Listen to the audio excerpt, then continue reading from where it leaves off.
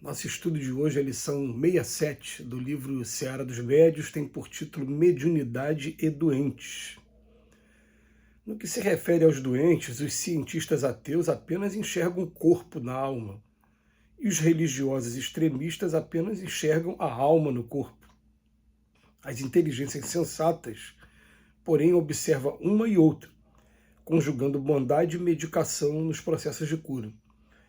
Os cientistas ateus, ao modo de técnicos puros, quase sempre entregam exclusivamente ao laboratório toda a orientação terapêutica, interpretando a moléstia como sendo mero caso orgânico de curso previsto, qual se o corpo fosse um aparelho frio, de comportamento pré-calculado, esquecendo-se de que os corpúsculos brancos do sangue fabricam antitoxinas sem haverem frequentado qualquer aula de química.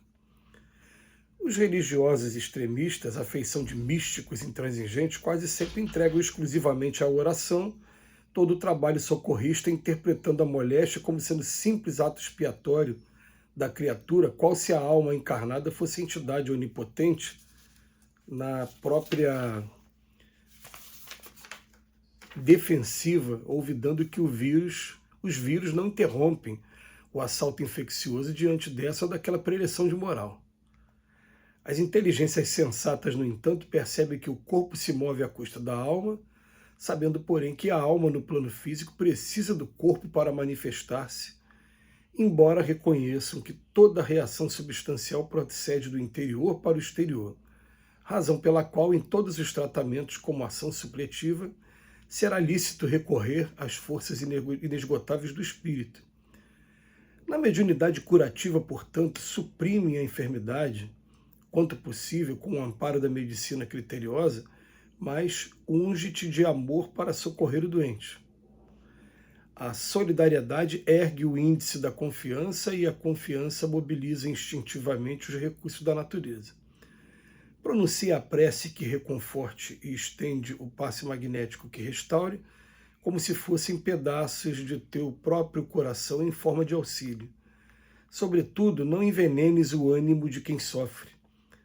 Ainda mesmo diante dos criminosos e viciados que a doença arruína, levanta a voz e alonga os braços, sem qualquer nota de azedia ou censura, recordando que possivelmente estaríamos nós no lugar deles se tivéssemos padecido as provas e tentações nas quais sucumbiram agoniados.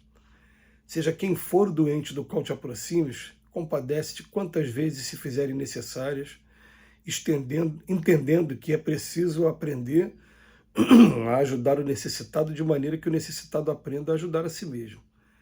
Somente assim descobrirás, tanto em ti quanto nos outros, o surpreendente poder curativo que dimana ilimitado e constante do amor de Deus.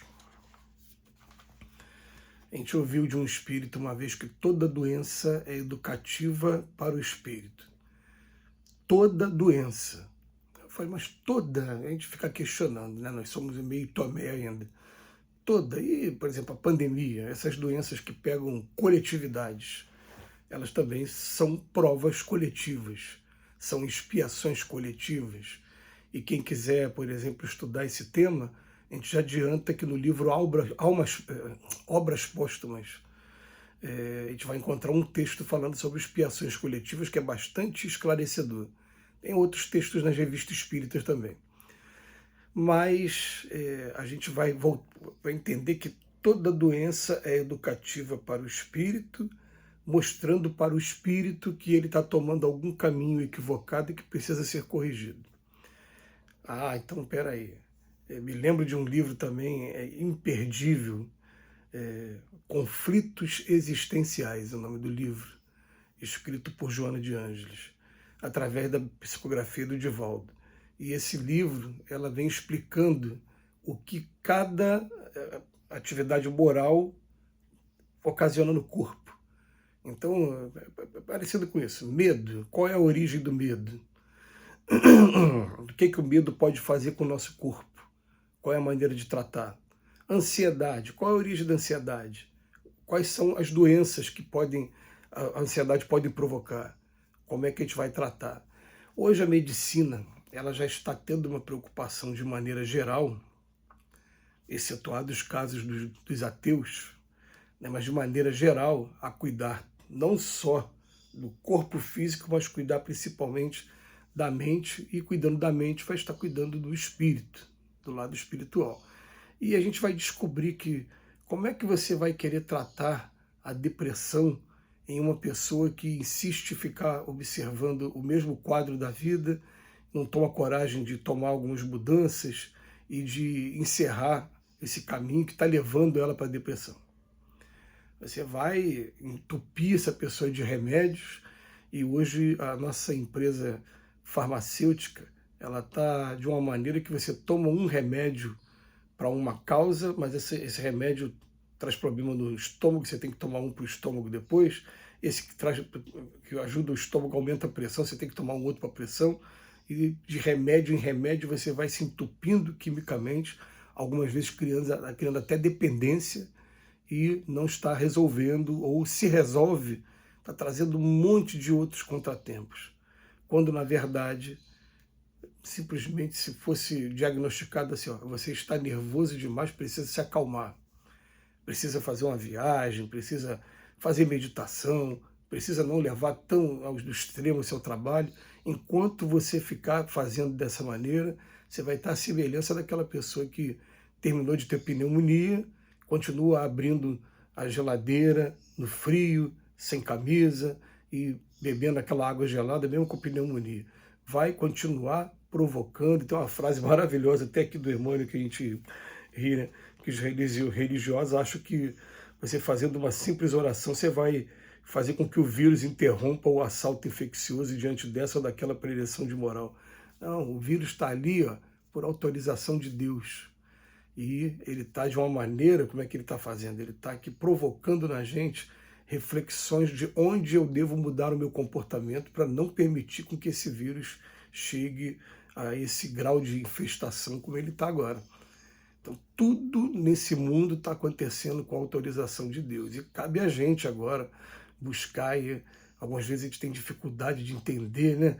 Eu já ouvi tantas pessoas que estavam passando por processo de tratamento de câncer falar: meu Deus, por que tanto sofrimento? E aí tem respostas que a gente não vai conseguir encontrar nessa encarnação. A gente vai encontrar em comportamentos de encarnações passadas, mas todos eles aqui, ó, muito bem calculados e esperando o momento certo de eclodir para poder colocar fazer a gente passar por um processo de reeducação. Essa é que é a verdade. Então o Emmanuel, no estudo de hoje, ele faz um convite a que a gente não fique nem no campo dos cientistas ateus, como ele coloca no extremo, e nem no campo dos religiosos extremistas, achando que qualquer coisa vai resolver, porque não é qualquer coisa que vai resolver, até porque, vamos lembrar que foi o próprio Cristo que ele falava assim, ó, tua fé te salvou, e vai, não peques mais para que nada de pior não te aconteça.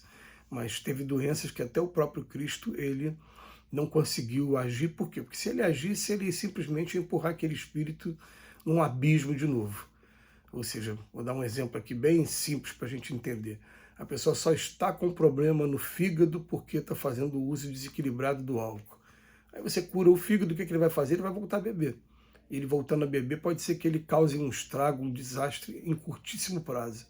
Então deixa ele ficar com o problema do fígado mesmo, que o fígado está ajudando ele a moralmente, a ele começar a quebrar esse vínculo ou essa dependência do uso do álcool.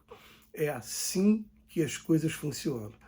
É claro que a oração, ela vai aparecer muito naquelas situações em que a pessoa não tem condições financeiras de comprar o remédio adequado que o ajudaria nesse ou naquele campo, né? Pode ser até no campo físico e no campo mental também, que hoje tem os remédios também, né, que agem no campo mental. Aí, como já aconteceu, né, o caso maravilhoso que o Chico Xavier recomendou a uma senhora, falou, olha, corta esse papel, pica o papel, cada dia pega um pedacinho desse papel, faz uma oração, pensa na gente e toma como se fosse remédio. E aquele papel ali acabou com efeito placebo, essa coisa, né, que vem aqui do lado psicológico mesmo, e acabou surtindo o efeito mesmo. Mas vamos lembrar, existe o aspecto espiritual e o aspecto físico a serem tratados. Que Jesus nos abençoe hoje e sempre.